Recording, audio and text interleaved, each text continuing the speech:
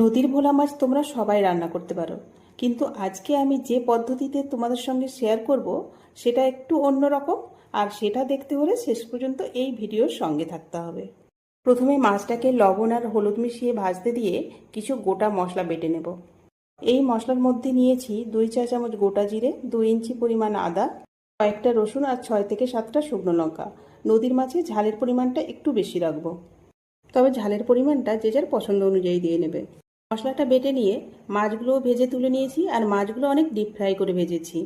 দুটো বড় সাইজের পেঁয়াজ চপ করে নিয়ে গ্যাসের মধ্যে একটা কড়া বসিয়ে পরিমাণ মতো তেল দিয়ে তেলটা বেশ গরম হলে ওই তেলের মধ্যে 1 চা চামচ কালো জিরে ফোড়ন দিয়ে চপ করা পেঁয়াজটা দিয়ে দিলাম। পেঁয়াজটা 1 মিনিট নেড়ে চেড়ে নিচ্ছি।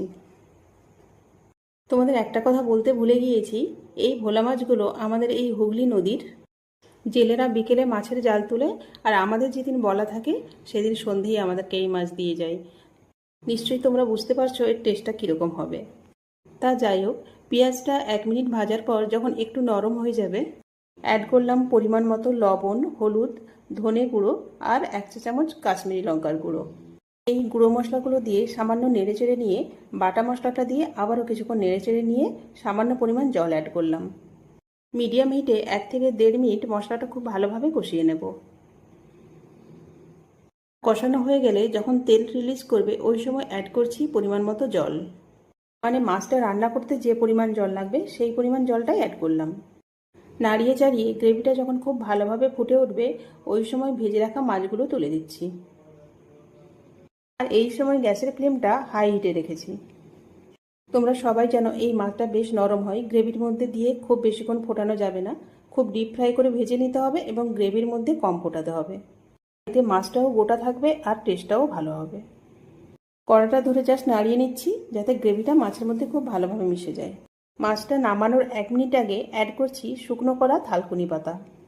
তোমরা হয়তো জানো নদীর মাছ রান্না করলে একটু তেতো অ্যাড করতে হয়, যেটা আমার ঠাকুমাকে করতে দেখেছি।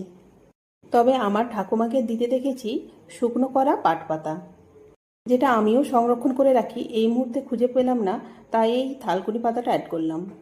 আর আমি থালকুনি পাতাটাও শুকনো করে রাখি, এটার ভর্তা খেতে দারুণ লাগে। এটা তোমাদের কাছে অন্য কোনো দিন শেয়ার করব। যারা আমার ভিডিওটা শেষ পর্যন্ত দেখছো, দেখে নিশ্চয়ই বুঝতে পেরেছো মাছ রান্নাটা কতটা লোভনীয় হয়েছে। টেস্ট বুঝতে হলে অবশ্যই বাড়িতে একবার এই পদ্ধতিতে রান্না করবে। আশা করছি তোমাদেরও সবার ভীষণ ভালো লাগবে। আর ভালো লাগলে তোমার বন্ধুদের সঙ্গে ভিডিওটা শেয়ার করে নিও।